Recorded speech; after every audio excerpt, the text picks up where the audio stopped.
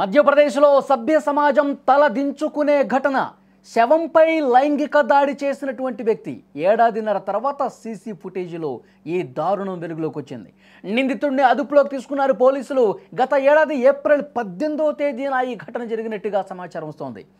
మనం మనుషులం అనే విషయాన్ని మరిచిపోయి క్రూరంగా ప్రవర్తిస్తున్నారు సైకో వెధవలు. సభ్య సమాజం తలదించుకునే ఘటన మధ్యప్రదేశ్లో జరిగింది. మార్చురీలో ఒక మహిళ మృతదేహంపై లైంగిక దాడికి పాల్పడ్డాడు. ఏడాదిన్నర తర్వాత సీసీ ఫుటేజ్తో ఆ దారుణం వెలుగులోకి వచ్చింది. బుర్హాన్పూర్ జిల్లాలో ఈ ఘటన జరిగింది. పోలీసులు నిందితుడిని అదుపులో కూడా తీసుకున్నారు. మధ్యప్రదేశ్ బుర్హాన్పూర్ జిల్లాలోని ఖక్నార్ కమ్యూనిటీ హెల్త్ సెంటర్ మార్చురీలో గత ఏడాది ఏప్రిల్ 18వ తేదీన పోస్ట్ మార్టం కోసం ఒక మహిళ మృతదేహాన్ని తీసుకొచ్చి ఉంచారు. స్ట్రెచర్పై తీసుకొచ్చినటువంటి ఆ మహిళ మృతదేహాన్ని చూసిన ఒక వ్యక్తి పక్కకు లాక్కెళ్ళి లైంగిక చర్యకు పాల్పడ్డాడు.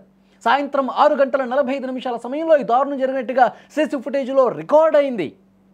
ఏడాది కిందట జరిగిన ఈ ఘటన ఇప్పుడు బయటకు వచ్చింది.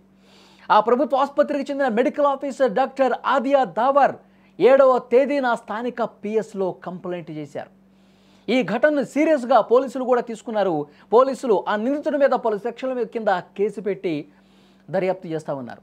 బౌరాఘాట్ ప్రాంతంలో తంగియాపట్ గ్రామానికి చెందిన 25 సంవత్సరాల నీలేష్ బిలాలాను నిందితుడిగా గుర్తించి అతన్ని అరెస్ట్ చేసి కోర్టులో ప్రవేశపెట్టారు.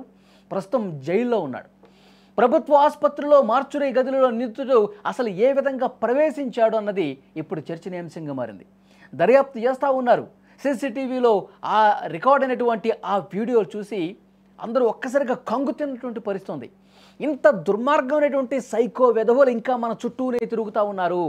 ఇలాంటి వికృత ఆలోచనలతో సైకో ఆలోచనలతో ఉన్న మనుషులు మన మధ్యనే సంచరిస్తూ ఉన్నారు. మనుషుల మధ్య వాళ్ళు ఒక జంతువుల్లాగా ప్రవర్తిస్తూ ఉన్నారు, ఒక మృగాల్లాగా ప్రవర్తిస్తూ ఉన్నారు. ఇలాంటి వెధవల్ని ఏం చేయాలా? ఇంత దుర్మార్గంగా అసలు శవాల్ని కూడా వదలట్లేదంటే అసలు వీళ్ళ ఆలోచన విధానం ఏ విధంగా ఉంది? ఇంత సైకో బిహేవియర్ చేస్తున్నటువంటి ఇలాంటి చెత్త వెధవల్ని ఏం చేయాలి? అక్కడ స్థానికులు మాట్లాడుకున్నారు. అసలు వాళ్ళని ఎందుకు అరెస్ట్ చేసే కేసులు పెట్టి లోపలేశారు? వాడిని వదలండి, బయటకు వదలండి, కుక్కను కొట్టినట్టు రోడ్ల మీద కొట్టుకుంటూ ఈడ్చుకెళ్తాం కదా అని చెప్పి మాట్లాడుతూ ఉన్నారు. రక్తం మరిగిపోతోంది.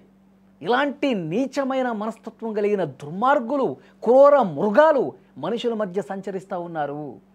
అదే ఒంటరిగా శవం కాబట్టి ఆ శవం కూడా ఏమీ చేయలేదు కాబట్టి ఇంత వికృతంగా వాడు ఆలోచించాడు.